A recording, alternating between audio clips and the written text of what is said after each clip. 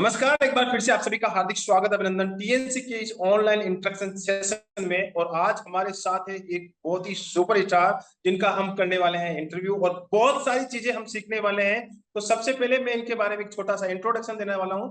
ये है प्रिया जी और इन्होंने लिया है बहुत ही अच्छी तरीके से एक बहुत ही अच्छा सिलेक्शन जो कि नॉर्थ से 2022 ऑल इंडिया 38 रैंक के साथ और एससी कैटेगरी से फीमेल के अंदर ऑल इंडिया टॉप रैंक में है। तो बहुत बहुत बधाई और शुभकामनाएं। Thank you so much sir, thank you so much. Thank you so much sir. भैया ये बताएं कि कैसा लग रहा है, आप बहुत ही अच्छी एक ऑल इंडिया फर्स्ट पोजीशन पे पहुंच चुके हैं कैटेगरी की रैंक के अंदर, तो कैसी फीलिंग आ रही है? सर बहुत अच्छा लग रहा है, ऑफ कोर्स बहुत अच्छा लग रहा है। एक्सपेक्ट तो नहीं किया था बट एक्सपेक्टेशन सोचा से तो ज्यादा नहीं ही था है। लेकिन बहुत अच्छी एक रैंक आई है। तो ये इंटरव्यू सेशन उन फ्यूचर नर्सिंग ऑफिसर्स के लिए बहुत ही एक अच्छा सेशन होने वाला है और इस सेशन के अंदर बहुत सारी चीजें हम आपसे पूछेंगे और जानेंगे कि किस प्रकार से ये सफलता आपको मिली है और इस सफलता के अंदर क्या क्या चीजें रही है, वो सारी की सारी डिस्कस करने वाले हैं। तो सबसे पहले मुझे ये बताएं कि आप अपना एक सेल्फ इंट्रोडक्शन दें कि कहाँ से आप बिलोंग करते हैं। ओके सर, माई सेल्फ प्रिया सिंह और मैं प्रॉपरली जोधपुर से बिलोंग करती हूँ, जोधपुर राजस्थान से। और मैंने अपनी नर्सिंग जो है government college of nursing Jodhpur से ही कंप्लीट की है, ओके, जीकॉन जोधपुर गवर्नमेंट से। College of nursing Jodhpur SN medical से पास आउट है। जी सर, जी सर। तो एसएम ये जो से। आपने आपने जो कॉलेज पास आउट किया है वो कौन से ईयर में पास आउट है आप? सर मैंने 2020 में कंप्लीट किया है कॉलेज। ओके, 2020 के आप पास आउट हैं और उसके बाद आपको 2022 में आपने सिलेक्शन लिया है। तो इसके बीच में एक एक नोट सेट आया है जिसका जी नाम है सर। 2021। तो 2021 2021। के बारे में थोड़ा सा बता दें कि आपने दिया था या नहीं? सर मैंने दिया था 2021 और ऑफ कोर्स सिलेक्शन नहीं हुआ था, तभी 2000 वापस वापस देना पड़ा। और उसमें मेरी 7000 में रैंक आई थी, 7000 में रैंक आई थी और मेरा सिलेक्शन नहीं हुआ था उस टाइम। ओके, 2021 में आपने दिया था लेकिन बिल्कुल सही बात है कि नहीं हुआ। तब इस बार 2022 की अच्छी प्रिपरेशन की और एक बहुत ही शानदार रैंक जो आपने पाई है वो तारीफ काबिल है। थैंक तो यू भले सर। ही एक साल जरूर लेट हुआ है लेकिन रियली एक बहुत ही बड़ी चीज होती है कि एक अच्छे रैंकर्स का बनना।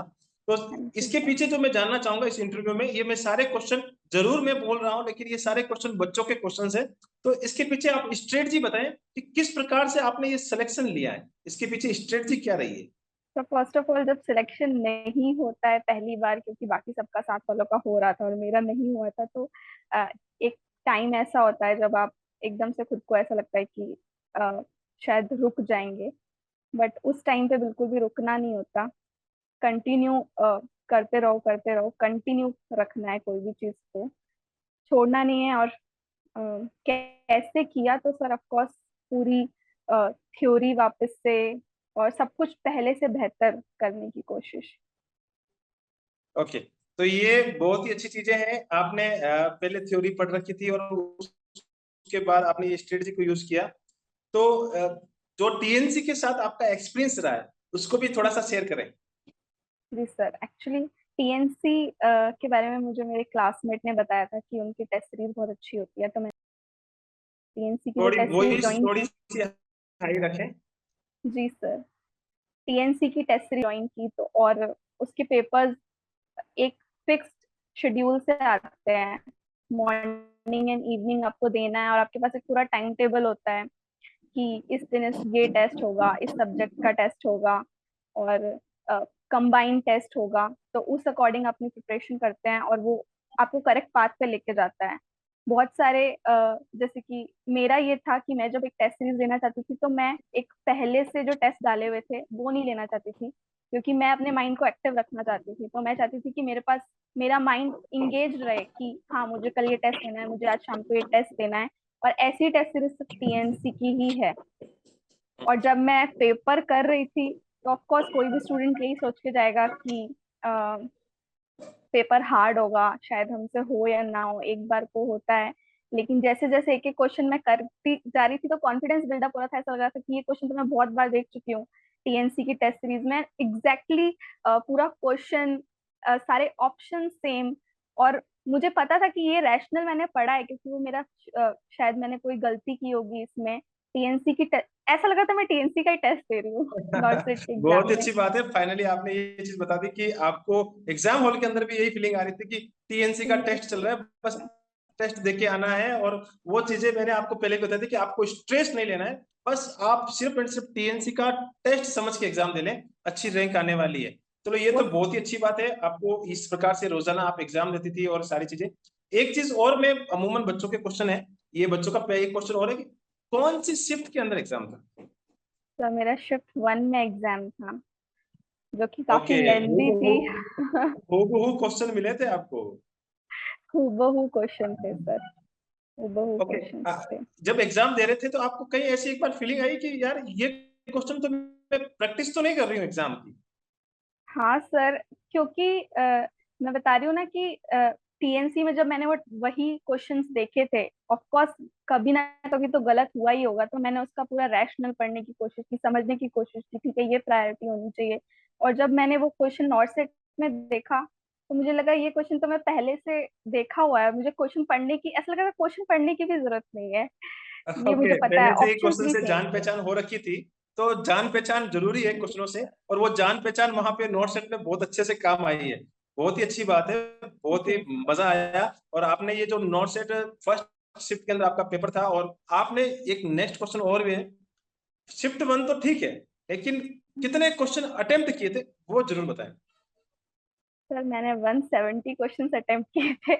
ज्यादा इसलिए नहीं किए थे, 4-5 क्वेश्चन ऐसे और थे जो कि शायद मैं करना चाहती थी, बट जैसे कि टीएनसी टीम आपको रिव्यू देती है जब आप टेस्ट सीरीज ज्वाइन करते हैं, तो ये भी मुझे यही बोला गया था टीएनसी टीम ने कि you are doing very good but you need to control your negative marking. तो मैं बिल्कुल ओके एक भी ओके। नेगेटिव नहीं करना चाहती थी, क्योंकि मेरे 20 से 30 नेगेटिव जा रहे थे, 30 30 30 नेगेटिव जा रहे थे, और ऐसा मुझे रिव्यू भी मिला था, तो मैं बिल्कुल भी नेगेटिव नहीं करना ओके, चाहती पहले थी। से आपको टीएनसी टीम ने एक आपको मैसेज भेजा था, आपको टीएनसी टीम की तरफ से एक इवैल्यूएशन मिला था। उस इवैल्यूएशन में लिखा था कि you are doing very good but need to control minus marking. आप बहुत अच्छा कर रही है, लेकिन माइनस मार्किंग पे ध्यान रखिएगा। और वही चीज आपने उस समय एग्जाम के अंदर, भैया 170 से अब ज्यादा नहीं, बहुत बहुत हो गया, अब इससे ज्यादा हो जाएगा तो मामला गड़बड़ हो सकता है। तो अच्छा, बहुत ही अच्छा डिसीजन रहा, और ये बहुत ही शानदार डिसीजन रहा है, इससे आपको बहुत बड़ा फायदा मिला होगा। एक चीज और, कि कौन कौन सी बुक्स आप प्रिफर किया करते थे?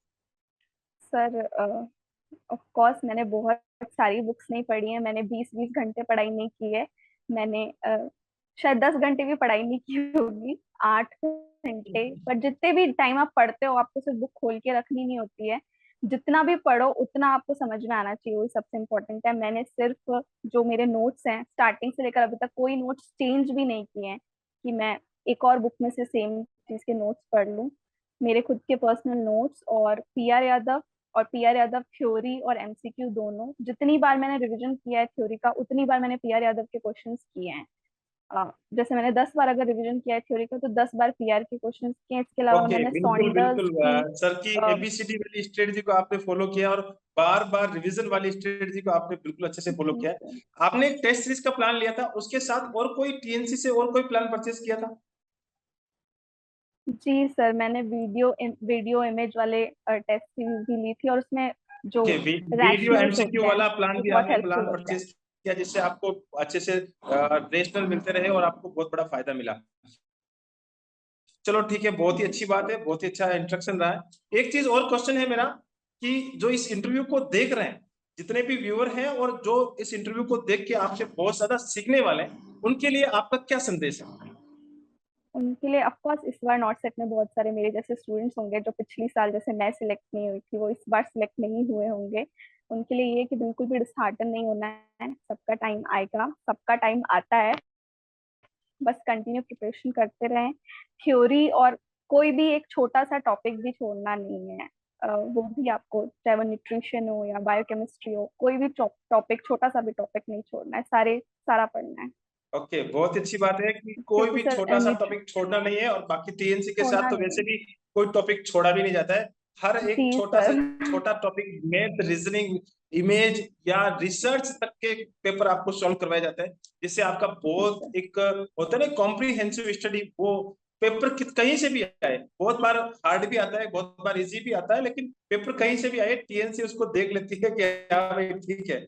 और वैसे भी मैंने आपको पहले ही बता दिया था कि भैया टीएनसी से बाहर कुछ नहीं। तो ये होता है, एक एक्सपीरियंस से आता है, बहुत सारी मेहनत करनी पड़ती है, 20+ की एक्सपीरियंस टीम उसके पीछे लगी रहती है। तो बहुत ही अच्छा मैसेज रहा इस इंटरव्यू से, और टीएनसी की टीम की तरफ से और सारे की सारे जो मेंबर्स हैं उनकी तरफ से आपको और आपके परिवार को बहुत बहुत बधाई और शुभकामनाएं। आप हमेशा ऐसे ही आगे बढ़ते रहे। जय हिंद, जय भारत, वंदे मातरम। Thank thank you you. Sir. Thank you sir.